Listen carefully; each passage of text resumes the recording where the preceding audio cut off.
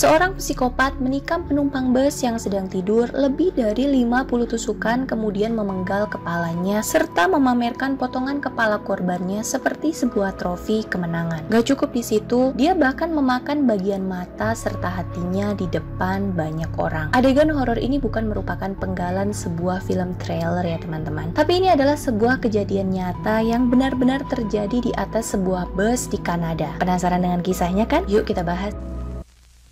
Timothy McLean adalah seorang pemuda yang lahir pada tanggal 3 Oktober 1985 di Winnipeg, Provinsi Manitoba, Kanada. Di dalam lingkungan keluarga dan rekan kerjanya, Tim, begitu dia biasa dipanggil, adalah sosok yang dikenal ceria dan menyenangkan. Tim bekerja sebagai salah satu kru penjaga karnaval di sebuah pameran yang diadakan di kota Edmonton. Pada tanggal 30 Juli 2008, Tim berencana untuk pulang ke rumahnya di kota Winnipeg, Provinsi Manitoba setelah karnaval yang dijaganya selesai. Tepat pada pukul 12 siang, Tim naik sebuah bus Greyhound dengan nomor 1170 dari sebuah terminal di kota Edmonton. Di dalam bis, Tim memilih untuk duduk di deretan belakang, tepatnya di urutan kedua terakhir di dekat toilet. Perjalanan itu memang termasuk panjang ya, karena jarak Edmonton dengan Winnipeg, kampung halaman Tim, cukup jauh, yaitu sekitar 1.300 km. Dan jarak itu setidaknya butuh waktu tempuh sekitar 20 jam lamanya. Tepat pada pukul 7 malam, bus sampai di halte. Dan saat itu ada satu orang penumpang baru nih. Dia adalah seorang imigran Cina yang bernama Vince Weiguang Li. Li digambarkan sebagai pria jangkung berusia 40 tahunan dengan rambut yang dicukur cepak serta sebuah kacamata hitam. Awalnya Li ini duduk di bagian depan bus dan di situ sebenarnya dia terlihat agak gelisah. Namun gak ada yang ngeh ya jika dia merupakan seorang psikopat. Pokoknya semua masih berjalan normal lah. Setengah jam kemudian bis ini berhenti untuk beristirahat. Biasa kalau bis dengan rute perjalanan jarak jauh emang ada waktu istirahatnya ya. Nah saat itu sosok Li juga ikut turun dan dia kayak ngerokok di luar.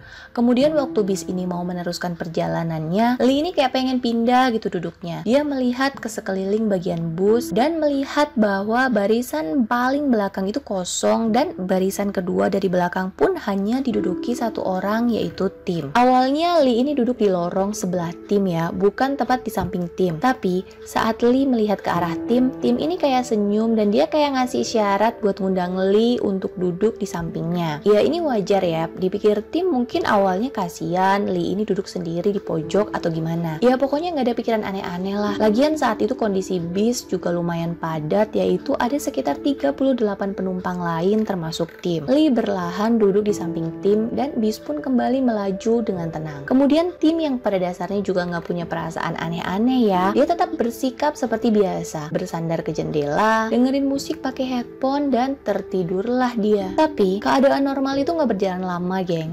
Seorang penumpang di seberang lorong melihat perubahan perilaku Li. Li ini kelihatan kayak mulai enggak tenang gitu duduknya. Terus enggak lama dia tuh kayak mulai kedengeran nyanyi-nyanyi kecil semacam lagu Cina gitu. Dan udah deh, suasana tenang bus Greyhound berubah menjadi neraka. Karena tanpa peringatan apapun, Li yang awalnya lagi bersenandung kecil ini tiba-tiba menarik pisau Bowie dari ranselnya, kemudian tanpa ampun menikam leher Tim yang sedang tertidur. Tentu saja Tim yang sedang lelap kaget banget dong dan spontan menjerit ya. Tim juga berusaha melawan Li, tapi Li udah kayak orang kesetanan dan terus-menerus menikam Tim tanpa ampun. Bahkan seorang saksi mata yang melihat kejadian itu mengatakan bahwa Li ini udah kayak robot, nusukin pisau ke bahu, leher, dan dada Tim gak berhenti-berhenti. Tentu saja ini membuat suara penumpang yang awalnya lagi siap-siap tidur berteriak ketakutan dan menyuruh agar bus berhenti, lalu mereka ini kayak berebutan turun. Pokoknya saat itu udah bener-bener kacau. Penumpang wanita udah pada teriak, anak-anak udah nangis,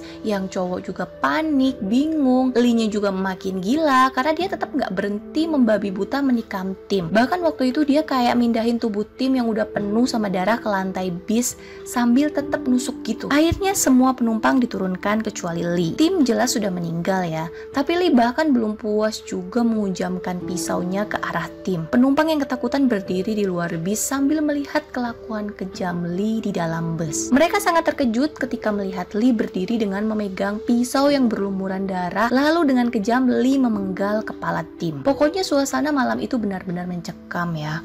Wanita menjerit, pria muntah, anak-anak kecil menangis. Aduh, udah kayak film horor deh.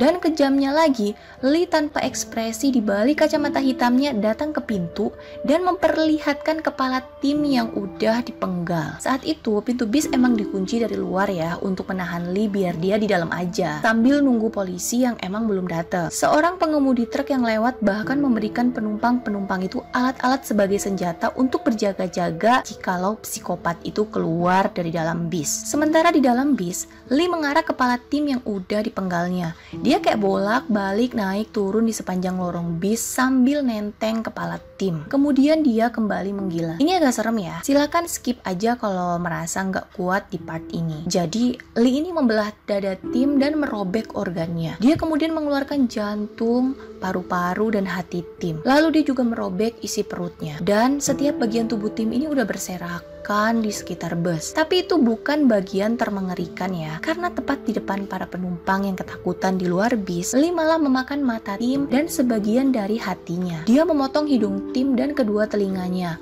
mencium baunya dan menjilati darah dari jari-jarinya. Sakit banget gak sih ini orang? Nah, ternyata Lee ini kayak datang dan seolah siap untuk pembantaian ini. Karena dia nggak hanya punya pisau, tapi dia juga punya kantong plastik untuk menyimpan potongan-potongan tubuh Tim saat itu. Untungnya nggak berapa lama kemudian, polisi dan petugas lainnya datang secara massal.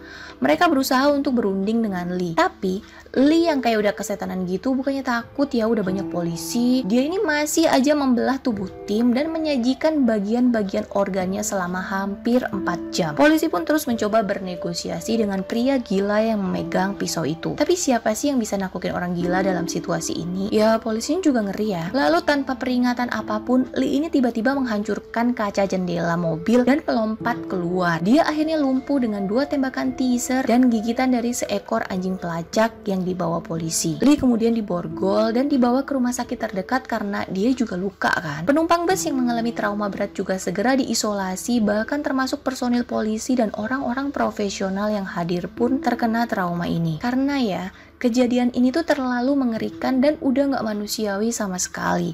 Kayak cuma orang gila aja gitu yang bisa ngelakuin ini. Tapi tentu saja trauma paling mendalam dan menyakitkan adalah keluarga Timothy McLean ya. Mereka kehilangan putra, saudara, sepupu, dan keponakan yang mereka cintai. Teman-temannya pun kehilangan seorang teman lugu yang mereka sayangi. Tim berada di tempat yang salah dan waktu yang salah karena menjadi korban dari kebrutalan seseorang yang bahkan gak kenal sama sekali dan gak tahu ini kenapa kok bisa setega itu. Tim ini kayak jadi orang paling sial di antara orang tersial pokoknya. Nah, siapa sih sebenarnya pria gila ini? Vince Wei Guangli lahir di Cina pada tanggal 30 April 1968. Pada tahun 1992, Lee lulus dari Institut Teknologi Wuhan dengan gelar sarjana di bidang komputer. Dari tahun 1994 hingga tahun 1998, Lee bekerja di Beijing sebagai insinyur perangkat lunak komputer. Masalah mulai muncul saat Lee kemudian berimigrasi ke Kanada pada tanggal 11 Juni 2001. Di Kanada, ternyata gelar dan pengalaman kerja Lee ini seperti tidak dihargai lagi. Karena itu, Lee kayak kesulitan untuk mendapatkan pekerjaan di Kanada. Akhirnya, untuk bertahan hidup, Lee bekerja serabutan apa saja termasuk di Walmart, restoran cepat saji, hingga sebagai pengantar koran. Tapi walaupun begitu, Lee ini tetap terlihat normal-normal aja.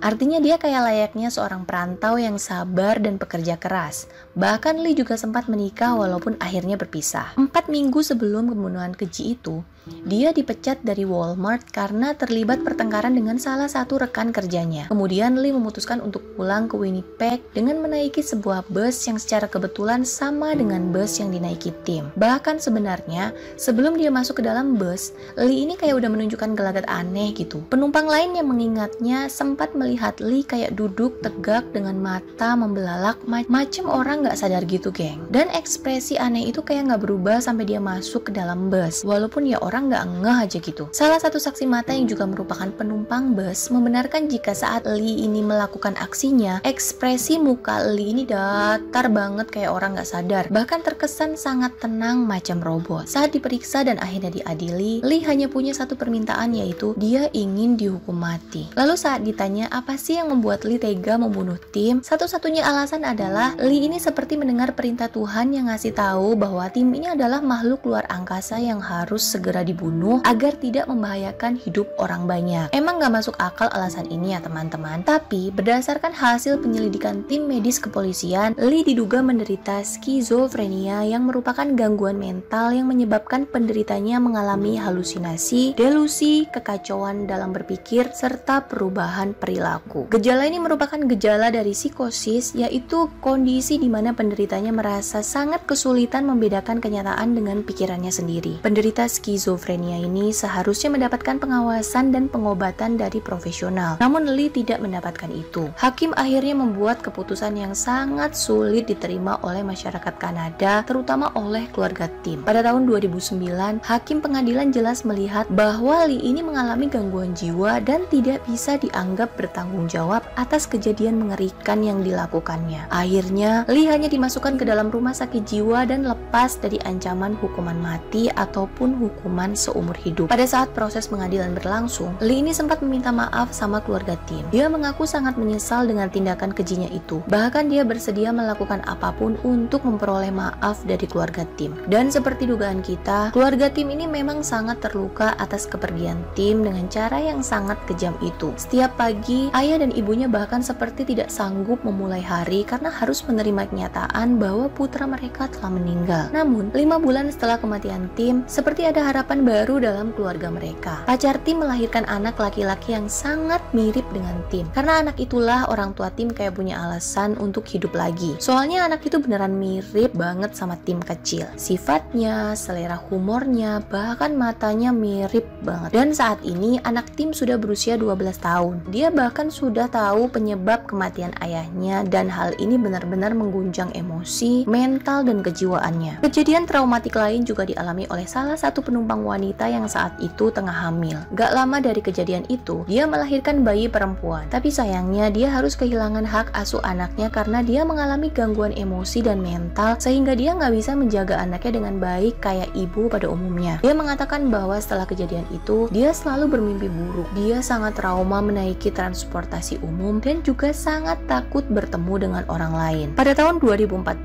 seorang polisi yang bernama Ken Beck yang juga hadir pada saat kejadian dan menyaksikan tindakan kanibalisme Lee juga mengalami trauma yang mendalam sehingga dia melakukan aksi bunuh diri. Lalu bagaimana nasib Lee sekarang? Pada tahun 2017, pengadilan Manitoba melepaskan Lee dari rumah sakit jiwa sehingga sekarang dia bisa bebas melenggang di luar sana. Tentu saja keputusan itu banyak mengundang protes publik mengingat aksi yang sangat kejam dan tanpa ampun membunuh seorang pemuda yang tidak berdosa lalu memakannya di depan banyak orang. Tapi ya mau gimana lagi, Lee kan emang punya penyakit jiwa ya, dan sejauh ini Lee udah diobati dan akhirnya dinyatakan sembuh dari penyakit mentalnya itu. Jadi mau gak mau ya emang harus dilepasin. Ya walaupun Lee sudah dianggap sembuh, tapi kejadian mengerikan malam itu tidak bisa dilupakan sampai kapanpun. Terima kasih yang sudah menyaksikan video ini dari pertama hingga akhir. Boleh banget untuk bantu support channel YouTube aku agar aku makin semangat nih untuk update cerita yang lain. Boleh juga klik like dan komen serta nyalakan lonceng notification